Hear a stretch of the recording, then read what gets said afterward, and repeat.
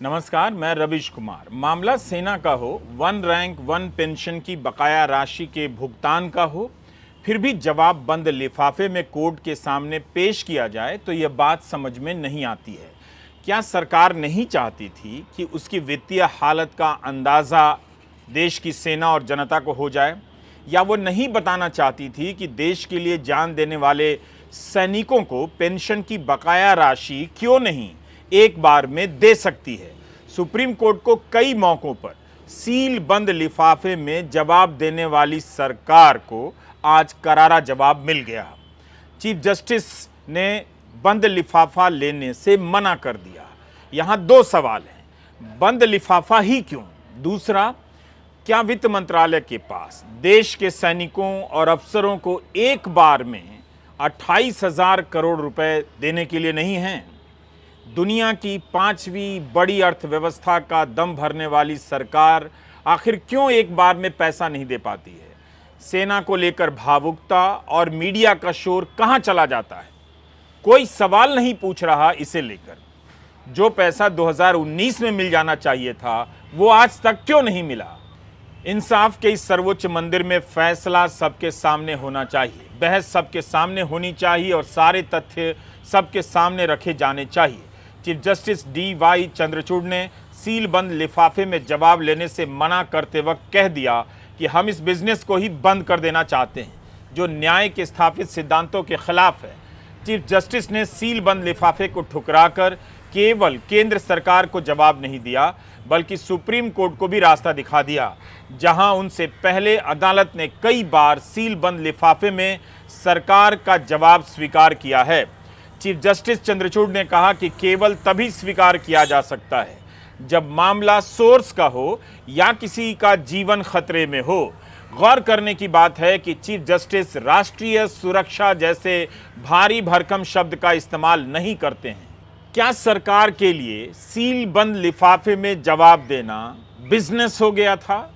हम आज के वीडियो में इस पर बात करेंगे। फ्लैशबैक में उन खबरों को पलटेंगे ताकि आपको पता चले कि 9 साल में जब आप होश में नहीं थे तब क्या क्या आपकी नजरों से गुजर गया। बंद लिफाफे में जवाब दायर करना सरकार का बिजनेस था, तो इस वीडियो में हम देखेंगे कि कोर्ट की तरफ से भी बंद लिफाफे में जवाब की मांग की गई और यह बिजनेस का रूप धरता चला गया। सेना को पेंशन मिले और इसमें एक पल की देरी हो जाए। अगर 2014 से पहले यह हो गया होता तो कितना हंगामा होता। सुप्रीम कोर्ट ने वन रैंक वन पेंशन का बकाया पैसा एक बार में देने का आदेश दिया। इस आदेश में छेड़छाड़ करते हुए रक्षा सचिव ने इसे 4 किश्तों में देने की बात कह दी और आदेश जारी कर दिया। इससे अदालत नाराज हो गई और रक्षा सचिव से लिखित जवाब मांग दिया कि क्या परिस्थितियां थी, लिखकर बताइए। सरकार ने यह आदेश जारी कर दिया था 20 जनवरी को। कोर्ट ने कहा कि इस आदेश को तुरंत वापस लिया जाए। वन रैंक वन पेंशन लागू कराने के लिए सेना से रिटायर्ड अफसरों ने पहले जंतर मंतर पर महीनों धरना दिया। जब 5 साल पर इसमें बढ़ोतरियां हुई तो वो पैसा पाने के लिए कोर्ट जाना पड़ा। सेना का सम्मान करने वाली सरकार क्या सैनिकों को उनका हक बिना कोर्ट के आदेश के नहीं दे सकती थी? बंद लिफाफे में जवाब देकर वो किसकी हालत पर पर्दा डाल रही थी? कोर्ट ने कहा कि वैसे भी यह मामला आदेश को लागू करने से संबंधित है, इसमें सील बंद लिफाफे में जवाब देने की क्या बात है। आज की सुनवाई में कोर्ट ने अटॉर्नी जनरल वेंकटरमणी से कहा कि जो आदेश हैं उसके बारे में बताइए, कैसे लागू करेंगे और यह जवाब याचिकाकर्ता को दीजिए। तब उन्होंने कहा कि यह सीक्रेट है। तब चीफ जस्टिस ने कहा कि मैं सील बंद लिफाफे में जवाब स्वीकार करने के खिलाफ हूं।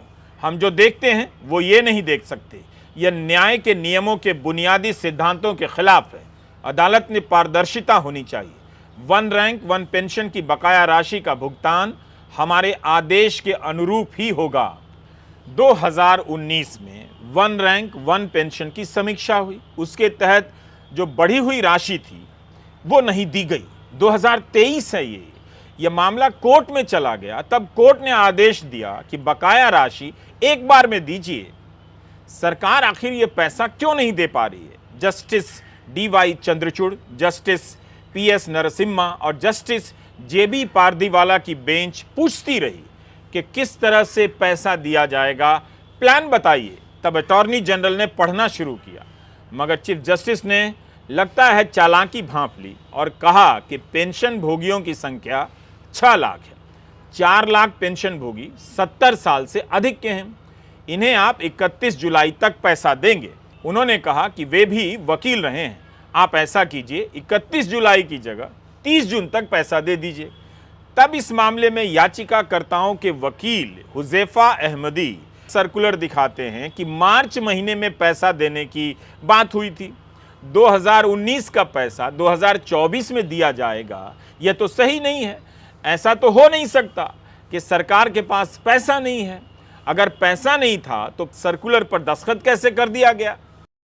अगले साल अप्रैल 2024 में फिर से वन रैंक वन पेंशन की समीक्षा होगी, जिसे तकनीकी शब्दों में इक्वलाइजेशन कहते हैं। मगर 2019 से 2024 के बीच सरकार पैसा नहीं दे पाई। इस पर चीफ जस्टिस ने सरकार को फिर से पकड़ा। उन्होंने कहा कि रिकॉर्ड पर जो आंकड़े पेश किए गए हैं, अरियर के तहत 28,000 करोड़ दिए जाने हैं। रक्षा मंत्रालय ने वित्त मंत्रालय के सामने इस मामले को रखा है और वित्त मंत्रालय ने संकेत दिए हैं कि एक बार में पैसा नहीं दिया जा सकता, किश्तों में ही दिया जा सकेगा। कोर्ट ने कहा कि केंद्र सरकार का कर्तव्य बनता है कि वह कोर्ट के आदेश का पालन करे, मगर वह अपने फैसले का परिणाम भी समझता है। 25 लाख पेंशनर्स हैं, इसमें से 4 lakh one rank one pension के तहत नहीं आते, तो 21 लाख पेंशनर्स हैं। केंद्र सरकार ने कहा था कि 30 अप्रैल 2023 तक 6 लाख पेंशनर्स को पैसे दे दिए जाएंगे। फैमिली पेंशनर्स और वीरता मेडल प्राप्त सैनिकों के पेंशन को एक बार में दिया जाना चाहिए। जिनकी उम्र 70 साल से ऊपर है, उन्हें 30 जून से पहले एक बार में पैसा मिलना चाहिए। बाकियों को 30 अगस्त, 30 नवंबर 2023 और 28 फरवरी 2024 तक पैसा दे दिया जाए। इसमें ऐसा क्या था जो बंद लिफाफे में जवाब दिया गया? अदानी मामले में जांच के लिए कमेटी बनाई जानी थी। यहां भी केंद्र सरकार बंद लिफाफे में एक्सपर्ट के नाम देना चाहती थी, कोर्ट ने मना कर दिया। कोर्ट को कहना पड़ा कि बंद लिफाफे के सुझाव मानकर अगर कमेटी बनाई गई तो संदेश ये जाएगा कि कमेटी सरकार ने बनाई और सुप्रीम कोर्ट ने केवल मंजूरी दी। सोचिए जनता क्या सोचेगी, इसकी चिंता कोर्ट को है मगर सरकार को नहीं। चीफ जस्टिस चंद्रचूड़ की बेंच ने कहा कि सरकार के सुझाव को सामने वाले पक्ष को भी बताया जाना चाहिए। उसे जानने का हक है कि सामने वाला पक्ष क्या कह रहा है, सरकार क्या कह रही है। अगर सरकार ऐसा नहीं करना चाहती है तो कोर्ट अपनी तरफ से कमेटी बना देगी और सरकार को उस पर भरोसा करना पड़ेगा। आज की टिप्पणी ने पुरानी आलोचनाओं को फिर से छेड़ दिया है, जब बंद लिफाफों में जवाब आया करते थे। इस पर दिसंबर 2018 में शादान फरासत का एक लेख है। एक दौर था जब कोर्ट ही बंद लिफाफे में जवाब मांगा करता था और आज इस बिजनेस को बंद कर दिया गया है। अक्टूबर 2018 में सुप्रीम कोर्ट ने सरकार से रफाल जेट खरीदने की प्रक्रिया और लागत से जुड़ी जानकारी को बंद लिफाफे में देने के लिए कहा। सरकार हिचकिचा रही थी कि इसके बारे में सबके सामने नहीं बता सकती। उस समय बेंच की अगुवाई तत्कालीन चीफ जस्टिस रंजन गोगोई कर रहे थे। जब इस मसले पर फैसला आ गया तब वकील शादान फरासत ने इंडियन एक्सप्रेस में एक लेख लिखा जिसका शीर्षक था अनसील द एनवेलप, जिसमें उन्होंने कहा कि बंद लिफाफा देने के पीछे इरादा ये होता है कि किसी मुद्दे पर सार्वजनिक और मीडिया डिबेट और टिप्पणी को कंट्रोल कर लिया जाए। उन्होंने लिखा कि भले ही इसका उद्देश्य ठीक हो, पर यह संवैधानिक, राष्ट्रीय या संस्थानों से जुड़े मसलों से निपटने का सही तरीका नहीं है। अपने लेख में फरासत कहते हैं कि हमारी अदालती प्रणाली का कायदा है तथ्यों के आधार पर बहस करना, जिसके आधार पर कोई भी फैसला सुनाया जाता है। लेकिन सुप्रीम कोर्ट द्वारा एक ट्रेंड देखा जा रहा है जिसके तहत एक पार्टी जो अक्सर सरकारी या उसकी कोई एजेंसी होती है, उसे बंद लिफाफे में फैक्चुअल जानकारी, तथ्यात्मक जानकारी कोर्ट को देने के लिए कहा जाता है। इसकी कॉपी सामने वाली पार्टी को भी नहीं दी जाती है। ऐसा करने से स्टेट यानी राज्य कोर्ट को मिसगाइड या प्रिजुडिस करती है। चीफ जस्टिस डीवाई चंद्रचूड़ ने आज कमोबेश यही सारी बातें दोहराई हैं। आखिर सरकार सामने के वकील को तथ्यात्मक जानकारी क्यों नहीं देना चाहती है? वह क्यों सार्वजनिक बहस से बचने की कोशिश करती है? हम और आप कैसे जानेंगे कि जो सरकार ने कहा वो सही है?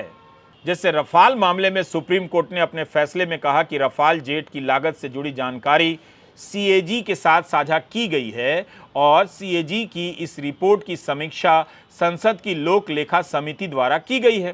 यह भी कहा गया कि लागत से जुड़ी बेसिक जानकारी संसद के सामने भी रखी गई और सार्वजनिक रूप से उपलब्ध है। बाद में पता चला कि सीएजी की ऐसी कोई रिपोर्ट थी नहीं जिसे लोक लेखा समिति या संसद के सामने रखा गया हो। तब इस पर फरासत लिखते हैं कि इसके बाद केंद्र सरकार ने सही कराने के लिए याचिका दायर की और कहा कि सील कवर में एक नोट्स पर बुलेट पॉइंट के कारण ऐसा हो गया। यह समझ नहीं आया कि इस नोट पर किसी अधिकारी ने साइन किया था या नहीं। कैसे ये नोट सील कवर में चला गया? हलफनामे में गलत जानकारी देने से सजा भी हो सकती है, इसलिए सरकारी हलफनामों की कई स्तरों पर जांच होती है। फरासत ने लिखा कि इस खुलासे से पूरे फैसले को ही दरकिनार किया जा सकता है।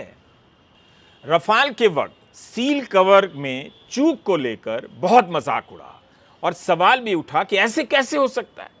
अदालत से मांग की गई कि सील कवर की जानकारी सार्वजनिक कर दी जाए। हादिया केस में एनआईए ने बंद लिफाफे में जानकारी दी थी, जिसे कोर्ट ने 1 साल बाद लौटा दिया क्योंकि कोई कार्रवाई नहीं की गई। कोर्ट ने मार्च 2018 में हादिया के पक्ष में फैसला सुनाया। फरासत लिखते हैं कि हमें कभी ये पता नहीं चलेगा कि उन लिफाफों में असल में कोई विश्वसनीय जानकारी थी या एनआईए के किसी अफसर की कल्पनाओं की रचनाएं भर दी गई थीं। यह सवाल कितना खतरनाक है, कितना खतरनाक है। बंद लिफाफे को, इसका खेल न्याय को कितना धुंधला करता है। बंद लिफाफे में क्या होता है कोई नहीं जानता। केरला हाईकोर्ट में Malayalam TV channel media one पर प्रतिबंध लगाने को लेकर सुनवाई चल रही थी। केंद्र सरकार ने बंद लिफाफे में जानकारी दाखिल की और उसके आधार पर चैनल पर बैन लगा दिया गया। मगर जस्टिस चंद्रचूड़ ने सुनवाई के दौरान कहा कि हम बंद लिफाफों के खिलाफ हैं। अगर हम रिकॉर्ड की समीक्षा करें तो क्या आपको आपत्ति होगी? ये सरकार से पूछा। बाद में कोर्ट ने केंद्र के प्रतिबंध पर रोक लगा दी। पी चिदम्बरम के मामले में भी ईडी ने बंद लिफाफे में दिल्ली हाईकोर्ट को जानकारी दी। दिसंबर 2019 में आईएनएक्स मीडिया केस में पी चिदम्बरम को बेल देते हुए सुप्रीम कोर्ट की बेंच ने बंद लिफाफे पर भरोसा करने को लेकर दिल्ली हाईकोर्ट की आलोचना की। अदालत ने अपनी टिप्पणी में साफ कहा कि सील बंद लिफाफे में जानकारी को स्वीकार करना न्याय की अवधारणा के खिलाफ है। कोर्ट ने ही सील बंद लिफाफे में जवाब दायर करने के लिए प्रेरित किया और कोर्ट ने ही इसकी आलोचना की। रफाल मामले में सुप्रीम कोर्ट ने सरकार के दावे को स्वीकार भी कर लिया कि यह मामला शासकीय गुप्त बात अधिनियम यानी ऑफिशियल सीक्रेट्स एक्ट के तहत आता है। महाराष्ट्र पुलिस ने बंद लिफाफे में सुप्रीम कोर्ट को जानकारी दी और भीमा कोरेगांव केस में गिरफ्तार किए गए सामाजिक कार्यकर्ताओं की गिरफ्तारी पर रोक लगाने से कोर्ट ने इनकार कर दिया। असम में एनआरसी की प्रक्रिया के दौरान कोर्ट ने एनआरसी के कोऑर्डिनेटर से बंद लिफाफे में जानकारी मांगी। बंद लिफाफे में जानकारी साझा की गई थी। एनआरसी में 19 लाख लोग अंतिम सूची से बाहर हो गए। सीबीआई के पूर्व निदेशक आलोक वर्मा के खिलाफ भ्रष्टाचार के आरोपों की सुनवाई के दौरान कोर्ट ने मांग की कि केंद्रीय सतर्कता आयोग अपनी रिपोर्ट बंद लिफाफे में पेश करे। 2G मामले में भी कोर्ट ने बंद लिफाफों में दी गई जानकारियों के आधार पर कई लाइसेंस निरस्त किए थे। ये सब बोर करने वाले डिटेल हैं, लेकिन कभी तो आपको जानना ही होगा और इस तरह के डिटेल को समझना होगा। फ्लैशबैक में जाकर खबरों को पलटिए तो मदर ऑफ डेमोक्रेसी के फादर ऑफ पावर का खेल सामने आ जाता है। फादर ऑफ पावर बंद लिफाफों में कोर्ट को जवाब देना चाहते हैं। यही हाल इलेक्टोरल बॉन्ड का है, उसकी जानकारी भी लिफाफे में बंद रहती है। आप नहीं जानते कौन किसे कितना दे रहा है। पत्रकारों के सवाल भी लिफाफे में बंद हो चुके हैं और आप जनता का दिमाग भी धर्म नाम के लिफाफे में बंद कर दिया गया है। जब तक इस लिफाफे से बाहर नहीं आएंगे, आंखों को नजर नहीं आएगा। नमस्कार, मैं रविश कुमार।